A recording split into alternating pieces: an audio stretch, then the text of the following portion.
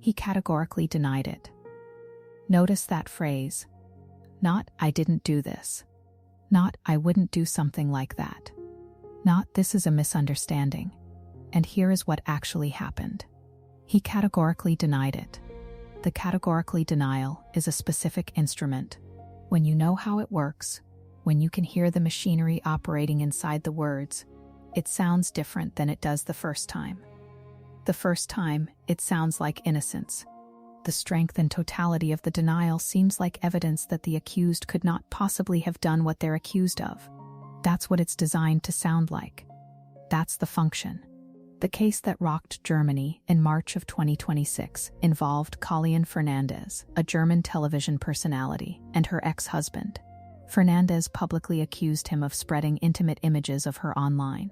The images in question are alleged to be deepfakes, artificially generated images created using her publicly available likeness, fabricated without her consent, and distributed in ways designed to cause her maximum harm. The accused denied the claims completely. The story went wide.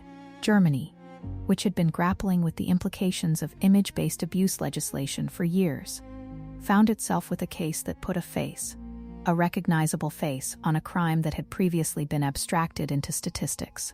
The story is not primarily about Germany. It is not primarily about one woman or one man or one denied accusation. It is about a pattern, one that predates deepfake technology by decades, one that the existence of easily generated AI-manufactured intimate imagery has made more accessible but not more new. In 1984, clinical psychologist Jennifer Fried identified and named a behavioral pattern that she observed consistently in cases where victims of abuse confronted their abusers. She named it DARVO: deny, attack, reverse victim and offender. It works in sequence. First, the accused denies, completely, categorically, emphatically. Not just no, but absolutely no. The emphasis is strategic. A measured denial allows space for negotiation. A categorical denial is designed to close that space entirely, to make the victim feel that any further claim is irrational, unfounded, and pathological. Second, the attack.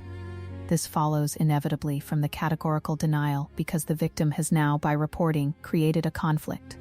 In the attack phase, the accused does not engage with the evidence. The accused engages with the accuser's credibility, motivation, and psychological stability. The questions become, why is she doing this? What does she want? Who has coached her? What is she trying to get? The subject of the original harm never comes back into focus. The person who was harmed is now required to defend herself against the meta-accusation that she fabricated or exaggerated or is unstable. Third, the reversal. This is the most structurally elegant component of the pattern and the most damaging. The accused, in the reversal phase, positions himself as the victim of the false accusation. He has been publicly named. His reputation has been damaged. His family has been affected. He is the one who has suffered. The original victim, the person whose face was allegedly manufactured into sexual content and distributed online, is now the accused.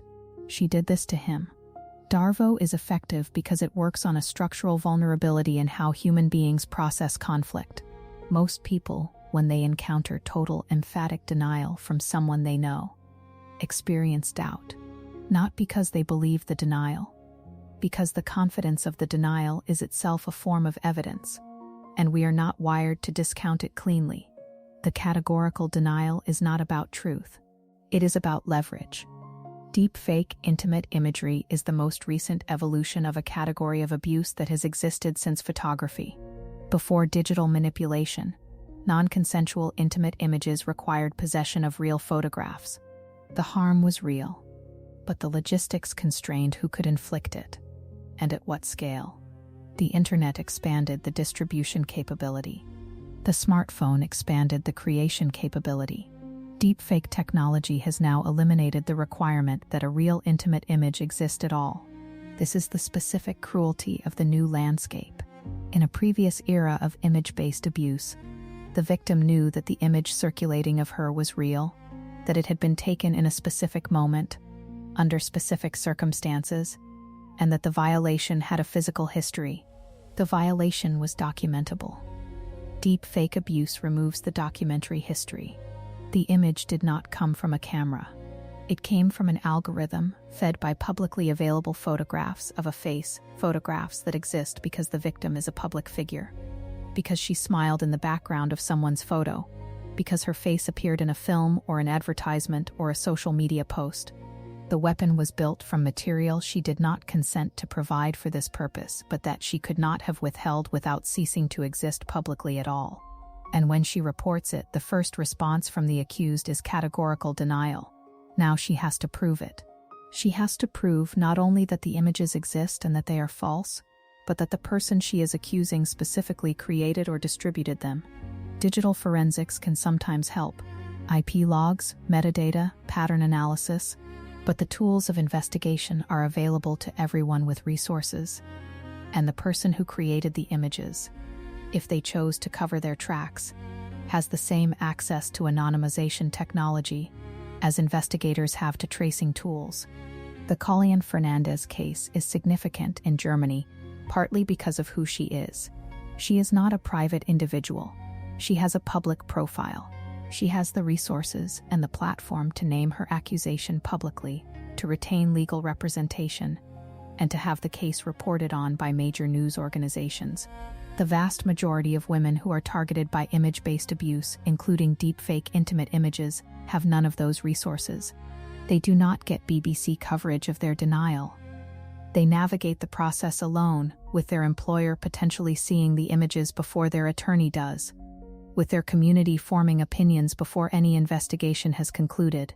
The psychological literature on image-based abuse has documented a consistent profile of harm that includes occupational consequences. Victims lose jobs, lose clients, are dismissed from professional contexts, social isolation, relationship breakdown, severe anxiety, depression, and in some documented cases, suicidal ideation. The harm is not metaphorical. It is not primarily reputational. It is neurological. The experience of discovering that sexualized images of yourself are circulating online, images you did not create, images that your face was taken from without your knowledge to fabricate, produces a specific form of trauma that therapists who work with image-based abuse survivors have begun to identify and document. The categorical denial compounds the trauma. You now know what you know, and you know that the person who did it is telling the world you are lying. You are holding a wound that the person who inflicted it is calling imaginary. This is where Darvo goes from a psychological concept to a clinical crisis. The victim's own perception of reality becomes the contested territory. There are a few specific things that the pattern recognition this show has been building across its episodes now allows you to see more clearly. When someone categorically denies an accusation, not simply denies, but emphatically and completely and publicly denies, it's worth pausing to ask what that emphasis is doing. Genuine innocence often looks uncertain. It asks questions. It puzzles over the accusation's origins. It tries to understand what led to the confusion. The categorical denial does not do any of those things. It closes. It presses. It occupies all the available conversational space. The reason that deepfake intimate imagery is particularly suited to the Darvo mechanism is that it is inherently deniable in a way that other forms of abuse are not. There is no physical evidence of a confrontation. There is no eyewitness. The mechanism of harm, the algorithm, the training data, the distribution channel, can be made invisible by anyone with the technical knowledge and the motivation to do so. The victim was harmed in a way that leaves no fingerprints except on her. And when she names the person she believes is responsible, he categorically denies it. She now has to decide whether she trusts her own judgment, whether she is willing to remain in public with that accusation while he insists on his innocence, whether the cost of continuing the reversal phase, in which she becomes the one damaging him, is worth the outcome she might achieve. This is the design.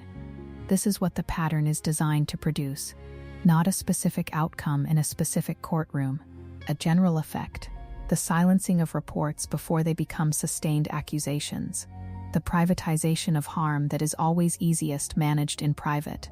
Germany is watching this case now because Colleen Fernandez was in a position to not manage it in private. She had a public voice and she used it. Most people targeted by this specific form of abuse do not have that voice. The question is not whether the accused did what he is accused of. That is for investigators and eventually courts. The question the pattern invites you to ask is this: when you hear a categorical denial from someone accused of harm that benefits from being undocumented, do you hear evidence of innocence, or do you hear the machinery?